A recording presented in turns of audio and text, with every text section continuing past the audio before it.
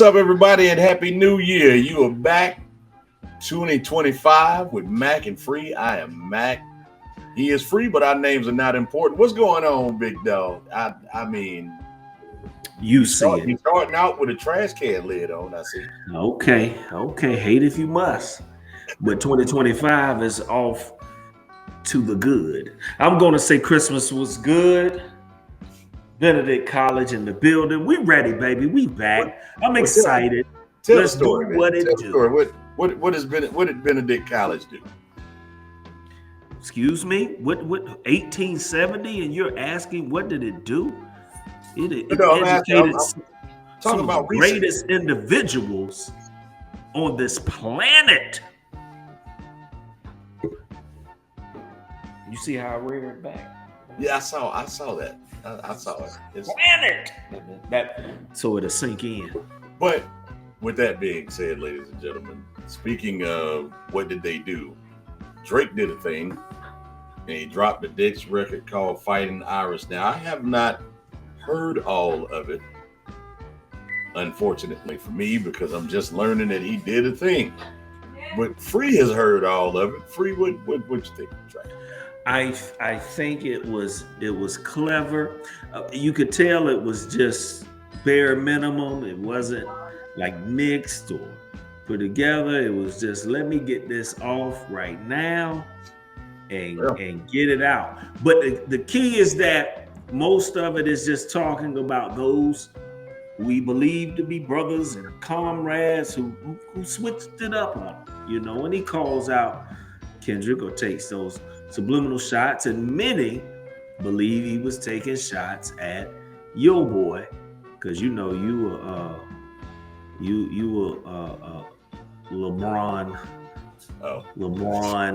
worshiper. They believe he was taking shots at LeBron as well. So I don't know. It's still some coded stuff, but the rhyme scheme and everything I felt was clever. I appreciated it. Okay. I mean, Jay-Z did the same thing after the Nas beef. Like he came out with a song called The Blueprint 2, and he's talking about everybody who basically sided with Nas. I get it. Like your feelings are hurt.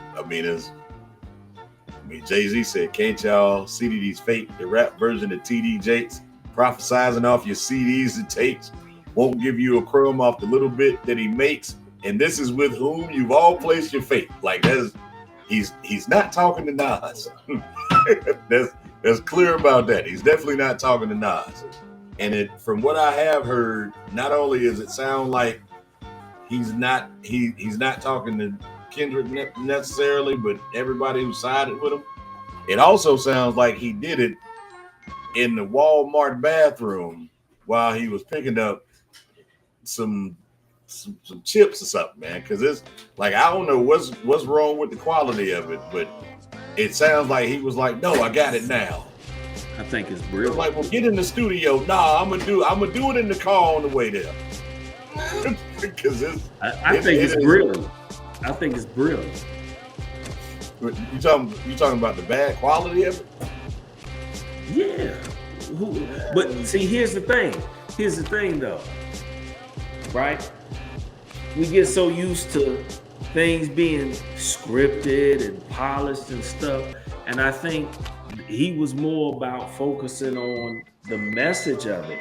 Even when you listen to the track, the vocals are way higher, if you would. It's not mixed down, so the vocals stand out way more than even the music. But I think he wanted people to focus on the message and not get caught up in the instrumental. And because let's be honest, that they not like us. Kendrick was saying some stuff, but people like the catchiness of the dun, dun, dun, dun, and you get caught up in dun, dun, dun, dun, you know what I'm saying?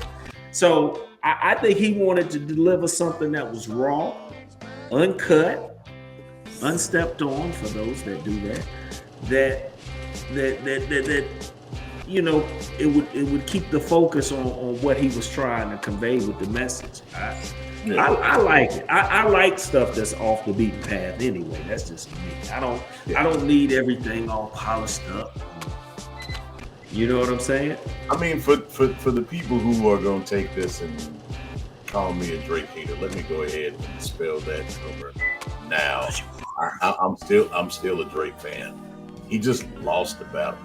Like it was like for me, it's different than it was for the Nas and Jay-Z. Because the last time I remember one this big, it was Nas and Jay-Z. This one was different than that in terms of people had crowned Nas the winner, and I felt like Jay-Z won. And I'm a bigger Nas fan. Like I'm a much bigger Nas fan than I am a Jay-Z. I didn't stop buying Jay-Z albums after the beat. I didn't stop buying Nas albums after the beat. Like I'm not a fan of how people compartmentalize or have the inability to compartmentalize because it's an art. So just because you have competing artists, it doesn't mean I'm going to stop liking one of them because the other one may have had his way with him. Kendrick Lamar had his way with Drake. He's much more crafty. He's much more craftier. But it would still, again, I didn't stop buying Drake albums. No. But I think too, cancel culture has a part in that to a degree. Yeah, because it's like now it's like, oh, you gotta pick the other, or if the other is deemed untouchable now, to a degree, or whatever. Like even I remember my middle daughter got into it, and she was like, "Oh, Kendrick, I'm rocking." Oh, and I'm just like, yeah. You should listen to all of it. Like people did the same thing with Cat Williams. Like it was, they didn't like Steve Harvey anyway. So the moment Cat said something negative about Steve Harvey, they were all over Steve Harvey. It's like, dog, Steve Harvey's still funny. Like Cat Williams did not make Steve Harvey funny because he said something negative about him. Like Cat said what he said, how he felt. Like McKee knows my line on this one, man. I don't know these people. That's not normally what I say. I end that with the N-word normally, but I don't know these folks. So I'm not gonna pick a side. I don't have a reason to pick a side. It's the same thing with Drake. Like when I hear it, my opinion is he lost the battle. He didn't lose me as a fan. Like when Drake drops another album, get it. Like I definitely didn't stop that. And a lot of people, like, I've stopped having the conversation with folks because there's an assumption that when I say, man, Drake got one hung on him in this battle, there's an immediate response of, oh man, why you don't like Drake? Nah, that ain't what I said. Say he lost the battle. Like he dropped the next album and getting the next Drake album. Like Drake still does great music. Like Kendrick Lamar didn't convince me to stop buying his music. If anything, Kendrick Lamar gave me reasons to question Kendrick Lamar. Like if that's the reason why I didn't pay any attention to the shots that was taken when it was like, well, Drake is a pedophile. It's like, well, Kendrick, you've known this all the time, and you decided to say something when you got mad, brother. Like that's not okay. So it's probably just a way of throwing mud on the whole thing even more. But either way, like I said, I've said it now. I'm not taking sides in that way. Kendrick's a lot more craftier in the way that he was able to do things. He was a lot more shifty. Drake wasn't prepared for it.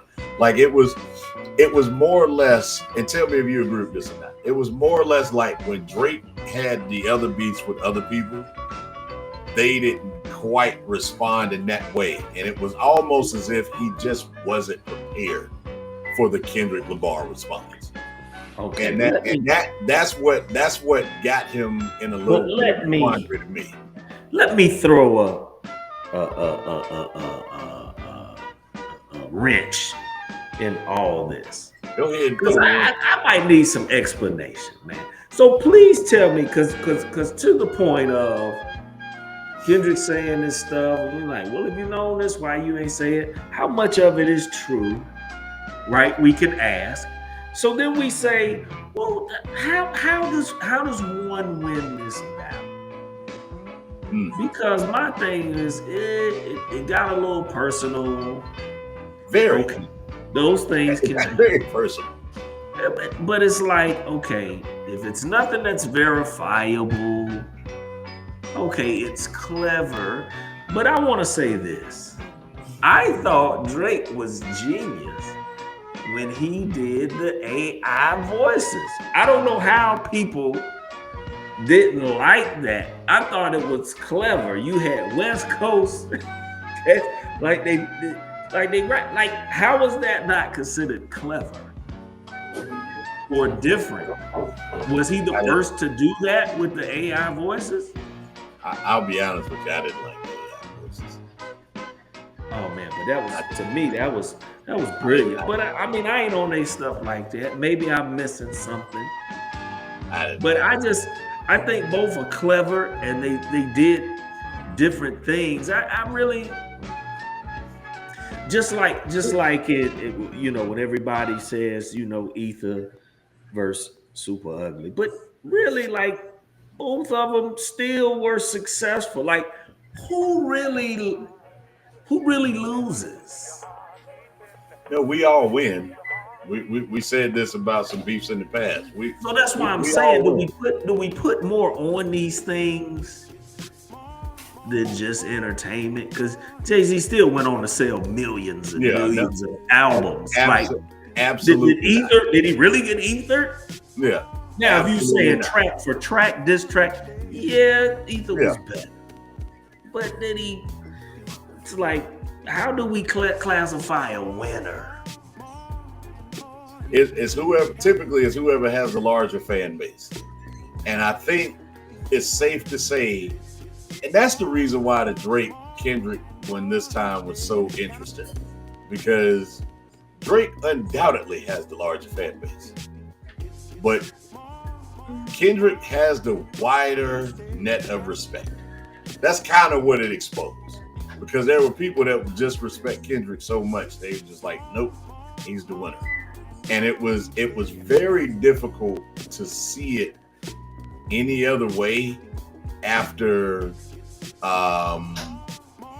what is the name of that? I forgot the name of the song now. They not like us. Like, it was after Not Like Us, it was like, all right. Because Euphoria was hard too. Like, Euphoria was rough. Like, that was the first sign of, God, this could get really ugly. And then Drake kept dropping tracks, and then Kendrick would drop one here or there, and then Not Like Us just killed it. It was just like, all right, it's time to stop. Like, it's that you don't have enough time. I have a moment of honesty. Can I be honest with you? Go ahead. I didn't really like They Not Like Us. Yes, I'm not a fan of that beat, but like, what? No, I didn't like it. He did too. It was catchy. Yeah, it was. But I wasn't. It was done after that though.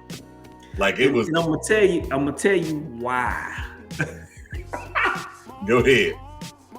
Because when I'm at a church conference and it comes up, that lets me know I need no parts of that. Yeah, we talked about this the last time. Yeah, and I'm in the UMC, so enough said. Look, the UNCG band is gonna play it at the next soccer game, I'm sure. So you're not by yourself. Yeah, when it gets real popish, Yes. You know, but also, and it's no shot to Kendrick, because he's brilliant. I love a lot of stuff he's on, but that might be me, because I'm just that boom bap type of cat, hip hop. Yeah. So I want that hard, grungy, pause. I mean, it's for the New Yorkers, but I want that pause. But where everybody coming with smoke for me later. But yeah. But I like the you know, so it might be me when it's real catchy and, you know, I can't get into it. So it's more of that than the actual song with lyrics. You know what I mean? It's just like, It was made for the radio. As Martin would say, the Pop-Tart charts. No, stop. But it did its thing, like I said. But it what it did not do. What it did not do is make me like Drake any less. So I definitely need people to stop with that. Maybe that should be the next SYAD. Well, you gonna like Drake less if it's true he was dissing your boy LeBron. Again, I don't care. I don't know LeBron. I don't care what he said about LeBron. You're a LeBron. What I'm gonna protect LeBron for? I don't know this dude. I am a fan of this basketball action. I'm still wounded. Pretty much it.